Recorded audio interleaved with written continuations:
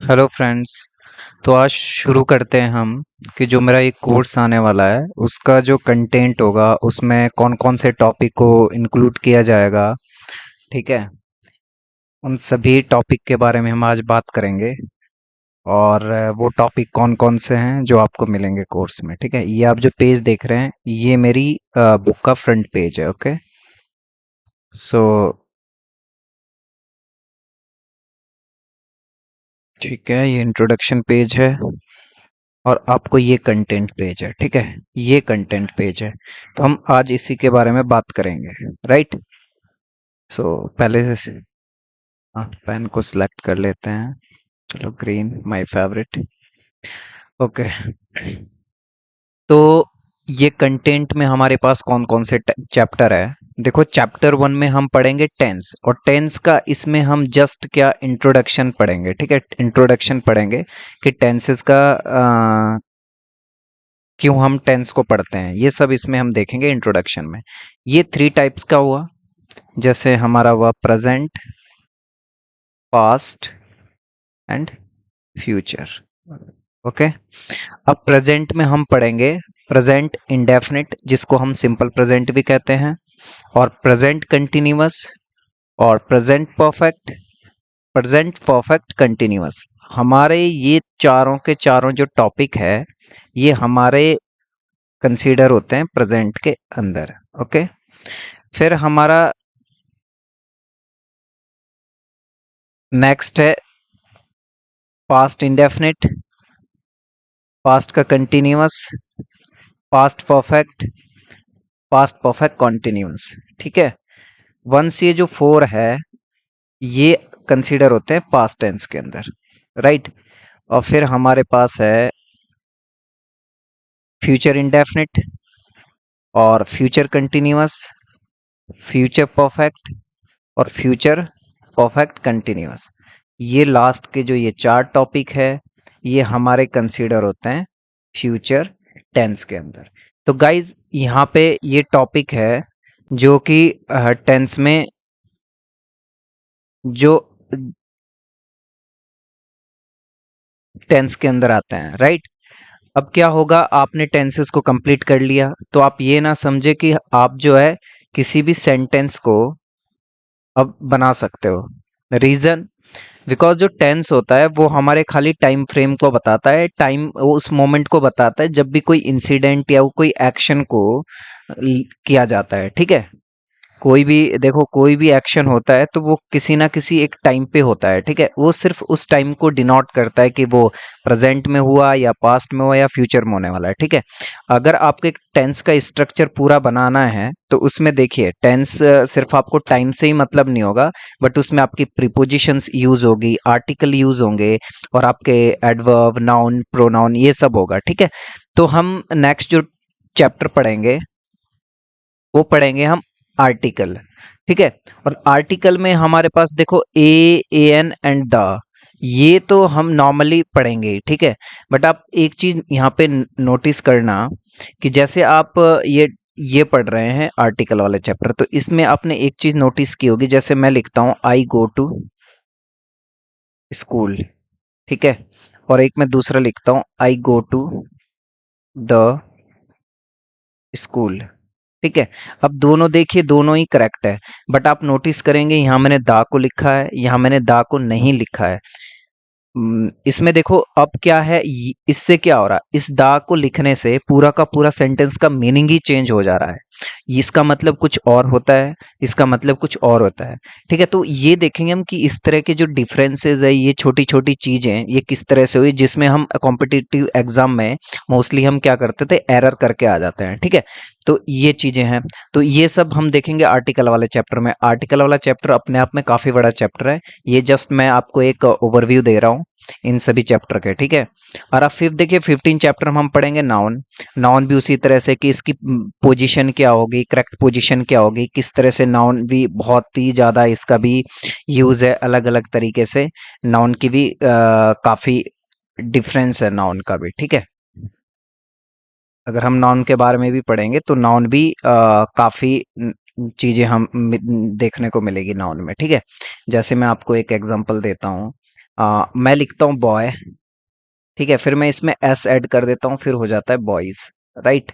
अब बॉय को देखोगे आप, ये सिंगल यूनिट है, जब मैंने एस कंसीडर करा तो ये मोर देन वन हो गया, मतलब ये प्लूरल हो गया। क्या हो गया? Plural, right. देखो बॉय भी क्या है? नाउन है। फिर मैं दूसरा नाउन लेता हूँ जो कि है वाटर। ये जो वाटर है, ये किस कैटेगरी का है? इसको हम कहते हैं अनकाउंटेबल। अनकाउंटेबल नाउन है, ठीक है। अब जब अनकाउंटेबल नाउन के केस में क्या होता है, अगर अगर मैं इसमें देखो, अनकाउंटेबल के नाउन के केस में क्या होता है, इसमें अगर मैं एस यूज करता हूँ, इसी में मैंने एस लगा दिया, तो इसका मीनिंग चेंज होता है। जैसे वाटर का मतलब मीनिंग होता है पानी, राइट। और यहाँ पे मैंने एस को यहाँ पे यूज किया है, तो इसका मीनिंग इससे डिफरेंस हो गया। ये नहीं कि इसका ये प्लूरल फॉर्म है, नहीं, ये इसकी प्लूरल फॉर्म नहीं है, बट इसका मीनिंग ही अलग है, जिसका मतलब होता है समुद्र। क्या होता है? समुद्र। एक दूसरा एग्जाम्पल देखते हैं, जैसे वुड है। वुड क्या होती है? लकड़ी, जिससे हम घर बनाते हैं, ठीक है। और वुड्स क्या होता है? वुड्स होता है जंगल। तो आप देख रहे हैं कितना डिफरेंस आ रहा है, ठीक है। एकदम मीनिंग ही इसका क्या हो रहा है? मीनिंग ही चेंज हो रहा है, राइट। तो ये सब हम सीखेंगे इस वाले चैप्टर में। अब फिर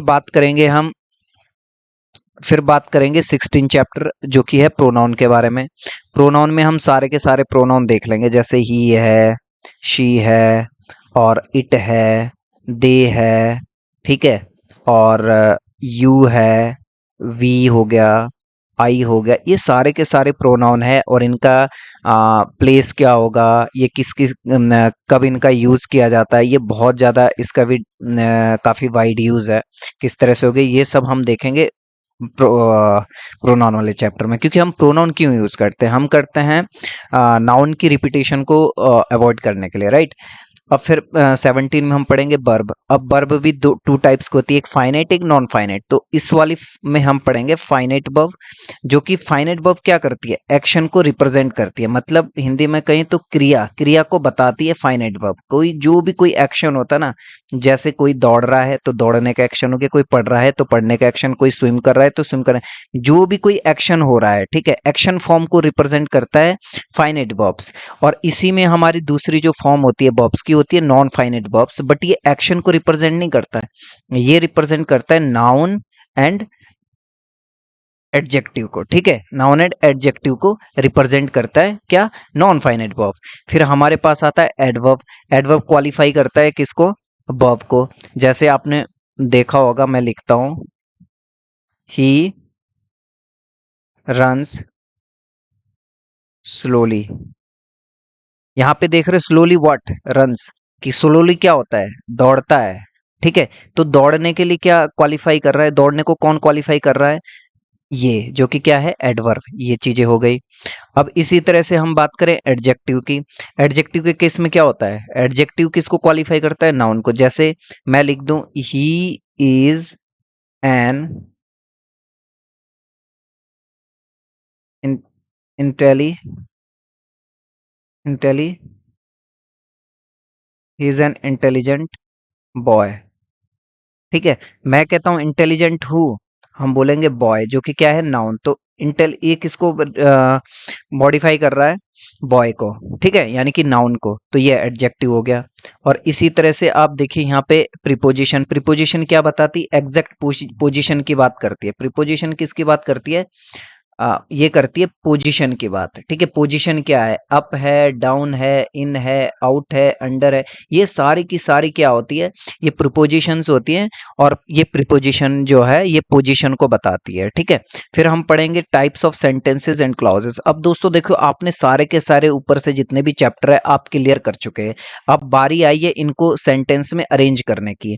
अब आपने ऊपर ये तो सीख लिया है कि किस तरह से इनका एरर फ्री लिखा जाएगा, ठीक है, क्या क्या इनकी पोजीशन ही आपने सीख लिया। बट आपको फिर कॉमा की जरूरत पड़ेगी, और कहीं आपको कनेक्टर्स यूज करने पड़ेंगे। ये कहाँ से सीखोगे? ये पता चलेगा सेंटेंसेस एंड क्लॉजेस में, जिसके बाद आप पूरी एक सेंटेंस की फॉर्मेशन कर पाओगे, राइट। फिर लास्ट जो हमारा चैप्टर है वो है क्वेश्चन टैग। और क्वेश्चन टैग में क्या होता है दोस्तों? जैसे आपने हिंदी में भी देखा होगा, जैसे मैं लिखता हूं कि वह पढ़ता है, ये मैंने हिंदी में लिखा। फिर हम इसी को हम जो है ना इसी में जोर देने के लिए उसी से पूछने लगते हैं, पढ़ता है ना, या किसी से भी हम पूछ रहे हैं बट इसी बात को अगर हम रिपीट में पूछते हैं तो यहाँ पे देख रहे हो आप नेगेटिव एक सेंस आता है ना का। अब इंग्लिश में ऐसा कैसे करते हैं हम लोग? इंग्लिश में कहेंगे हम पहले सिंपल एक लिख दिया इसका, ही रीड्स, हो गया, ही रीड्स कंप्लीट हो गया क्योंकि एग्जैक्ट सही है। आप ये टेंस में पढ़ोगे क्यों रीड्स आया, ठीक है, तो ये हो गया। अब फिर हम यहाँ पे ना के लिए हम क्या करेंगे, क्योंकि प्रेजेंट इंडेफिनिट का तो हम वहां पे हमारे लिए ही के लिए क्या हो जाए, डजंट, डजंट, सॉरी ये इस तरह से हो जाएगा, डजंट ही, डजंट ही। तो ये जो है ना ये फॉर्मेशन ये हम सीखेंगे क्वेश्चन टैग में। तो गाइज आपका ये चैप्टर कंप्लीट हो, इसी तरह से आप सारे का सारे जो ये चैप्टर है इनके फिनिश होने के बाद आप जो है किसी भी तरह के सेंटेंस को की फॉर्मेशन करने के लिए आप तैयार हो फिर, ठीक है, आपको सब कुछ आ जाएगा। थोड़ा सा इसमें मेरी राइटिंग काफ़ी अजीब हुई है, ठीक है, कोशिश करेंगे सही हो जाए आगे, ठीक है। सो थैंक यू गाइज, और प्लीज़ पूरी की पूरी वीडियोस देखनी होगी, ठीक है, आपको कोर्स की पूरी वीडियो देखनी होगी। अगर आप चाहते हो कि आपने टेंसेस पढ़ा तो आप ये ना सोचे कि आप ग्रामर पूरी कर ली, आपको ये सारे के सारे टॉपिक एक एक टॉपिक को पूरा फिनिश करना होगा जितना मैं बताऊं, क्योंकि इसमें मैं काफ़ी अच्छे तरीके से समझाने वाला हूं, ठीक है। सो ओके, आप पहले देख लीजिए सारी वीडियो, आपको एक कॉन्फिडेंस दिख जाएगा कि हाँ आपने कुछ चीज़ें सीखी हैं, ठीक है। ओके, थैंक यू गाइज, मिलते हैं नेक्स्ट